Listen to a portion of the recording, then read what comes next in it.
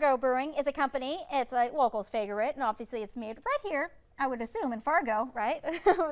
Well, just so you know, their tap room is expanded. I'm here with the co-founder, Aaron Hill, and he's here to tell us a little bit more about what it is that his company is doing.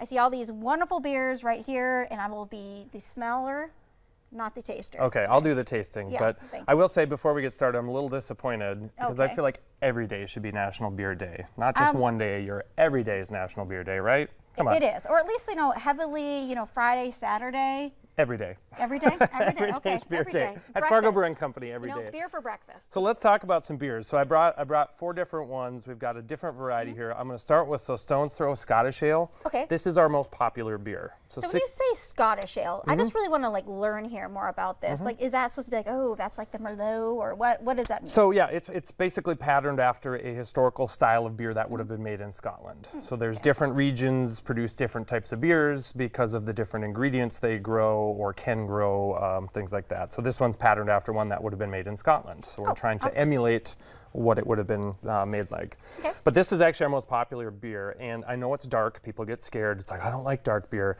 but it's actually a really easy drinking, really smooth, approachable beer. So it's a great beer to start with if you're new to craft beer, but you want to try something a little different. And you want to look fancy. And you want to look fancy, honestly, let's be honest, yeah. And you can still get a picture of this and have it with a burger and fries, all that beautiful Sickies food.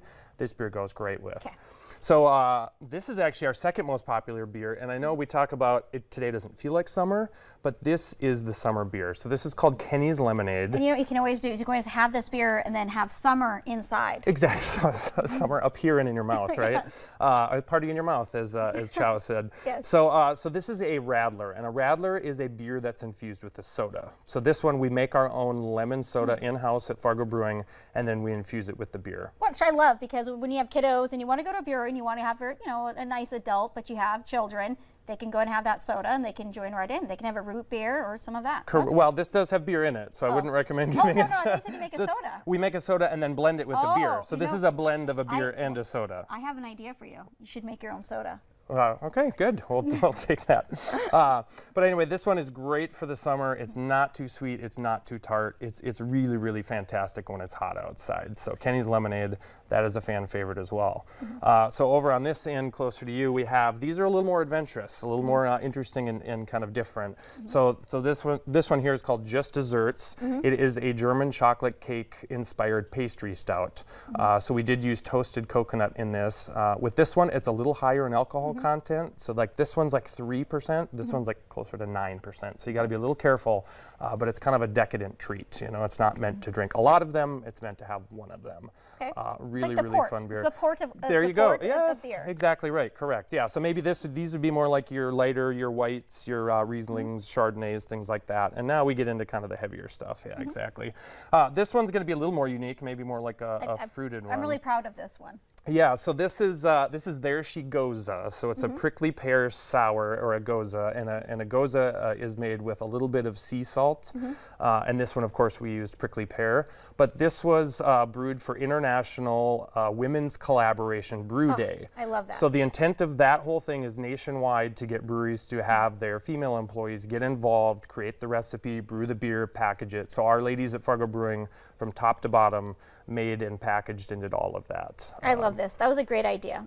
So when it comes to here, one thing I absolutely love is that this is local. Correct. And this right here, Barry, you kind of skipped over this idea. Not only is it your brothers and sisters in Fargo, but also a shout out to Minnesota. Yeah, so we did do this beer in conjunction with Drastic Measures Brewing in Wadena, Minnesota. So in our industry, a lot of people don't understand in other industries, it's a very fraternal industry.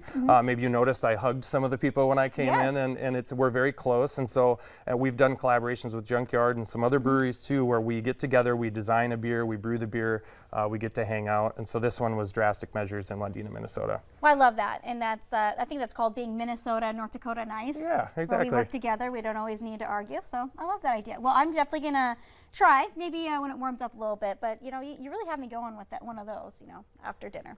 So up next, we have Berkshire Hathaway Home Service Premier Properties, and they have tips to find deals in the hot real estate market.